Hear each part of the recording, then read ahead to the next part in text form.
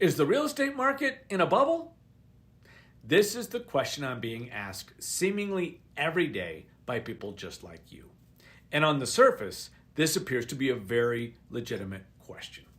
Hello, everybody. It's your friend Wade Perry of the Perry Properties Group at Lux Denver, where we are working with neighbors and creating community.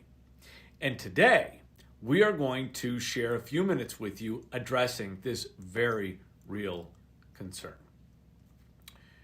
The pandemic has ushered in all sorts of new normals. Scarcity has produced a perceived increase in demand in many areas of our lives. One need not look further than the toilet paper aisle at the grocery store or getting a reservation at a restaurant in order to feel like the demand for certain items has been skyrocketing. Well, the real estate market has fallen into this category too, with the number of homes available for sale having declined significantly over the past year and mortgage rates reaching historic lows.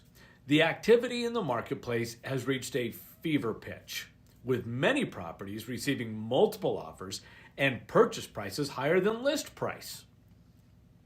This has prompted many people to approach me with the simple question, are we in a real estate bubble? Or they might say, the last time it felt like this, the market crashed. And it is more than understandable why one might feel this way. To arrive at the answer, we need to define what creates a bubble and then overlay that definition on the realities of our market today, as well as the last time we were actually in a bubble. A good rule to remember as we go through this is the rule of supply and demand. When demand outpaces supply, prices rise. And when supply outpaces demand, prices decline or slow their rate of appreciation. Therefore, a bubble in most markets is created when a period of unrealistically high demand, created by unsustainable circumstances, is followed by a period of oversupply. Let's look at a picture showing supply and demand in the Denver real estate market. Here we are showing the number of homes which are active or available for sale in the Denver market measured monthly in the blue line going back to 2012.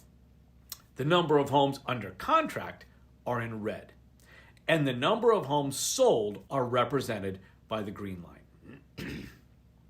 As you can see, the blue line was trending away from the green line for the past 5 years, ended in mid-2020. Just as a reminder, supply, blue, increases its separation from demand, green. Price appreciation will slow or prices could even decline. At first glance, this appears like a bubble could be forming. And now for the rest of the story. While the picture we just reviewed tells a story, it does not give us much perspective. Let's look at this next picture to see the whole story. This is the same picture, except that we are now going back to 2005. This picture very clearly shows the bubble of 2005 to 2008. During those years, we had the inventory of homes for sale rise to over 30,000. This begs the question, how did inventory get to be 3 times the average? The answer is that in the early 2000s, the mortgage industry had extremely relaxed standards for lending. This led to many people being qualified for loans who would not likely qualify today. This led to unrealistically and unsustainably high levels of demand. In addition, many of these buyers used an interest-only mortgage, which is not a bad way to go if you understand the potential pitfalls when the interest-only period ends. This abnormal demand drove up prices until the interest-only period ended. That is when many owners were informed that their payment would adjust to the new market rate and their payment would include principal, resulting in a payment that was sometimes double what they were used to paying. This prompted many of the buyers from 2002 to 2005 to become sellers in 2005 to 2008. Many of us remember the foreclosure, short sale, bankruptcy-plagued housing crisis of those years. Much of this was caused by relaxed lending standards. Today, lending standards are significantly more stringent, and this brings us to present day when inventory is down to just 2751, and the blue line is actually below the green line. This last picture clearly demonstrates the relationship between supply and prices. We are showing the annual price change by percentage. As you can see, the average sale price in the Denver market declined 26% from peak to trough when supply was at its highest in the 2005 to 2008 period. This is a great example of how massive supply with lack of demand drives prices down.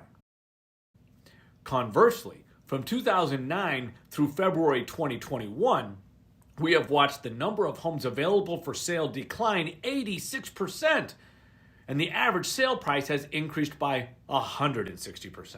Here are your key takeaways.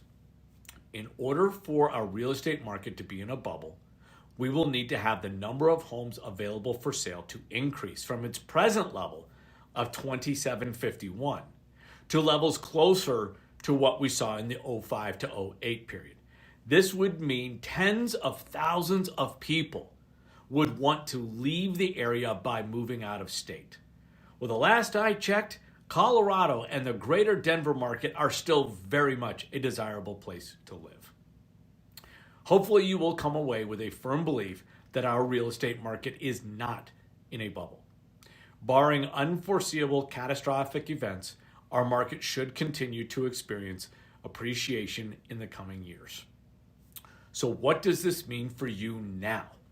Well, if you have come to the realization that you would like a different home, a home which better meets your family's post-COVID new normal lifestyle, this would be an ideal time for you to consider making a move. If you have more questions or thoughts about this information, or if you would like me to cover other questions or topics in this format, please reach out to me by text at 720-320-2288 or by email to wade@perrypropertiesgroup.com. Again, this is Wade Perry of the Perry Properties Group of Lux Denver, where we are working with neighbors and creating community. It's a great life.